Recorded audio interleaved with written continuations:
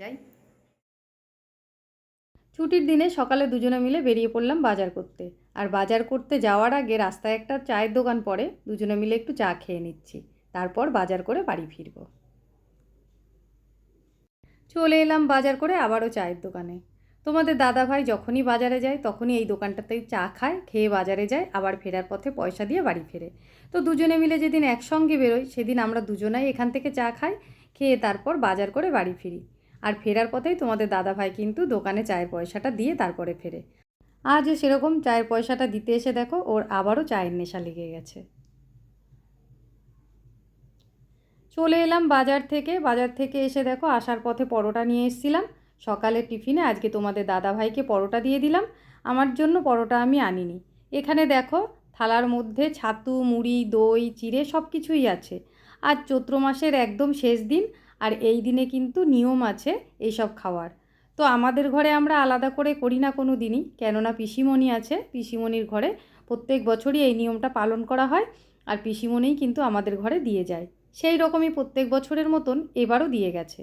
তো তোমাদের দাদাভাইকে বললাম খেতে, ও বলল আমি খাবো না, তাই ওকে পরোটা দিয়ে আমি এটা দিয়ে টিফিনটা সেরে নিচ্ছি।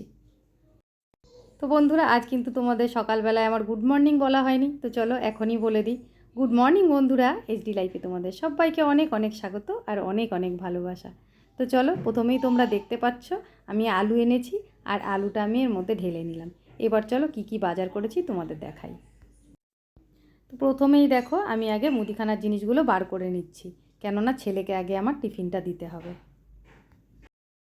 এখন বাজারগুলো গুছিয়ে নিয়ে তারপর ছেলের টিফিনটা করে দেব, তারপর রান্না। তো তোমরা দেখতেই পাচ্ছ মুদিখানার কিছু জিনিস আমি এখানে নামিয়ে নিয়েছি। আর এই দেখো তেলের প্যাকেট। এই ছিল মুদিখানার বাজার।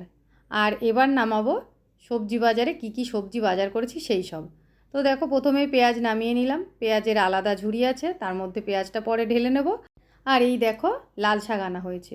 লাল শাকটা আজকে রান্না করব না, যেহেতু বাজারে গেছিলাম সেই জন্য নিয়ে আসলাম। আর ছোট্ট ছোট্ট খোটা শাকের মতো লাল শাকগুলো খেতেও কিন্তু ভালো লাগে, তাই নিয়ে এলাম। সঙ্গে আছে নিম পাতা আর শশা। আর এই দেখো একটা লাউও এনেছি। তারপর দেখো কাঁচা আম।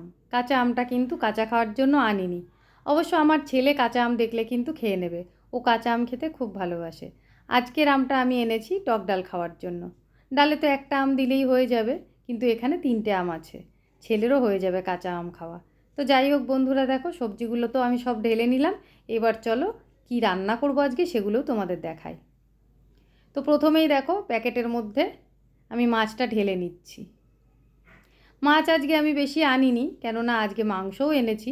মাছটা এনেছি অল্প করে, কেননা ভাই মাংস খায় না, সেই কারণেই মাছ আনা। সঙ্গে একটু মাছের ডিমও এনেছিলাম, কেননা মাছের ডিমটা আমার ছেলে খেতে খুব ভালোবাসে। আর এদিকে দেখো মাংস আনা হয়েছে। অনেকটা বেলা হয়েছে, সব তো ঢেলে নিলাম। চলো এবার এগুলো ধোয়া কাটা সব করতে হবে, তবে তো রান্না। এদিকে সব ঢেলে নিয়েছি, সবজিগুলোও গুছিয়ে রাখতে হবে। আর তোমাদের দাদাভাই দেখো মাছ মাংস নিয়ে চললো কলপাড়ে এগুলো ধোয়ার জন্য। আসলে ছুটির দিনে যেদিন ও বাড়িতে থাকে সেদিন দুজনে মিলেই একসঙ্গে বাজারে যাই, তাই বাজার থেকে আসতে অনেকটা বেলা হয়ে যায়। আর সেই কারণেই তোমাদের দাদাভাই কিন্তু এই কাজটা আমার করেই দেয়। তো বন্ধুরা, তোমরা যে ভিডিওটা দেখছো এই ভিডিওটা কিন্তু আজকের নয়, এই ভিডিওটা অনেক দিন আগেকার, চৈত্র মাসে সংক্রান্তির দিনের ভিডিও এটা। আসলে তোমরা যারা নিয়মিত আমার ভিডিওগুলো দেখো তোমরা নিশ্চয়ই খেয়াল করেছো আমাদের বাড়িতে কিন্তু এর মধ্যে অনেক বড় একটা অঘটন ঘটে গেছে। সেই কারণে এই ভিডিওগুলো শ্যুট করা থাকলেও আগে কিন্তু আপলোড করতে পারিনি, সেই ভিডিওটাই আপলোড করছি। যাই হোক বন্ধুরা, চলো তোমাদের দাদাভাই এদিকে এগুলো ধুতে থাকুক, ওদিকে আমি রান্নার সব গুছিয়ে নিই। তোমাদের দাদাভাই মাছ মাংস সব ধুয়ে দিয়ে ও একটু বেরিয়েছে, আর এদিকে কিন্তু আমি রান্না বসিয়ে দিয়েছি। প্রথমে দেখো মাছগুলো আমি ভেজে তুলে নিয়েছি, আর মাছের ডিমটুকু ফ্রিজে রেখে দিয়েছি, অন্য আর একদিন ছেলেকে ভেজে দেবো। তো চলো মাছের ঝোলটা আগে করে নিই। মাছের ঝোলটা আমার হয়ে গেছে, দেখো আমি নামিয়ে নিয়েছি। আর এদিকে মাংস রান্না করার জন্য এই দেখো এখানে আলু কেটে নিয়েছি। আর মাংসটা প্রথমেই আমি দেখো মশলা দিয়ে মাখিয়ে রেখেছিলাম। মশলা বলতে এর মধ্যে লবণ, হলুদ আর একটু কাঁচা সর্ষের তেল আর একটু লঙ্কা গুঁড়ো দিয়ে আমি মেখে রেখেছি। আর এদিকে দেখো আম ডাল, এখন শুধু ফোড়ন দিতে বাকি আছে। মাছের ঝোলটা তো আমার হয়েই গেছে, চলো মাংসটা করে নিই। রান্না তো সব হয়েই গেছে বলতে গেলে চলে, এখন মাংসটা হলেই হয়ে যায়। আমার ছেলে যেন তো মাছের কথা শুনলে ওর গায়ে জ্বর আসে, একদম মাছ খেতে চায় না। মাঝে মধ্যে একটু মাংসর কথা বলে, তবুও মাংস রান্না করলে ও কিন্তু 2-3 পিসের বেশি মাংস খায় না। দিনের বেলায় একবার খাবে 2-3 পিস, আবার রাতে খাওয়ার সময় হয়তো 2 পিস মাংস খেলো, এই ওর খাওয়া। তো যাই হোক বন্ধুরা, তোমরা দেখতেই পেলে আমি আলুটা ভেজে তুলে রেখে দিয়েছি, আর এদিকে দেখো মাংসটাও আমার কষানো হয়ে গেছে। আর এক সাইডে আমি গরম জল বসিয়ে রেখেছিলাম, এবার সেই গরম জলটা আমি মাংসের মধ্যে দিয়ে দেবো।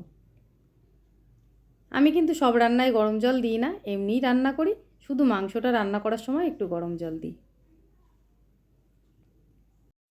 তো বন্ধুরা দেখো, রান্না বান্না আমার হয়ে গেছে, আমি মাংসটা নামিয়ে নিয়েছি। আর মাছের ঝোল তো আগেই করেছি, তোমাদের তো দেখালাম। তারপর দেখো মাংসটাও নামিয়ে নিয়েছি, আর ডালটাও আমার ফোড়ন দেওয়া হয়ে গেছে। আর এসব করতে করতে অনেকটাই কিন্তু বেলা হয়ে গেছে। মাছের ঝোল হলো, মাংস হলো, আবার টক ডাল হলো।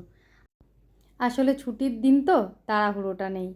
তো চলো বন্ধুরা, এবার এগুলো ঢাকা দিয়ে রান্নাঘরটা পরিষ্কার করে যাব স্নান করতে। স্নান করে এসে ঠাকুর পুজো দিয়ে তারপর খাওয়া দাওয়া। সেই দুপুরের পর আবার চলে এলাম সন্ধেবেলা। আর তোমরা দেখতেই পাচ্ছ আমি রেডি হয়ে নিয়েছি। তো আমি এখন যাব তোমাদের দাদা ভাইয়ের সাথে একটু বাজার দিকে। আসলে দেখো, রাত পোয়ালেই কিন্তু পয়লা বৈশাখ। আর পয়লা বৈশাখে গোপু সোনা জামা পরবে না তাই হয়? তো চলো এবার বেরোই। তো বন্ধুরা, বাজার থেকে কিছু জিনিসপত্র কেনাকাটা করে আমরা এখন বাড়ি ফিরছি। আর যেহেতু ব্রিজ পার হচ্ছি, তাই নিচটা একটুখানি ভিডিও করে নিলাম। দেখো কি সুন্দর লাগছে দেখতে, তাই না? আসলে রাত্রে লাইটগুলো জ্বলে, তারপর আবার দেখো মালগাড়িগুলো পরপর সারি সারি দাঁড়িয়ে থাকে। তো আমাকে ভিডিও করতে দেখে তোমাদের দাদা ভাই বললো, তাহলে চলো আর একটু দাঁড়াই, আর একটু বেশি করেই ভিডিওটা করে নাও তাহলে। তো সেই জন্য দাঁড়িয়ে দেখো আবার উল্টো দিকটাও একটু ভালো করে ভিডিও করে নিলাম।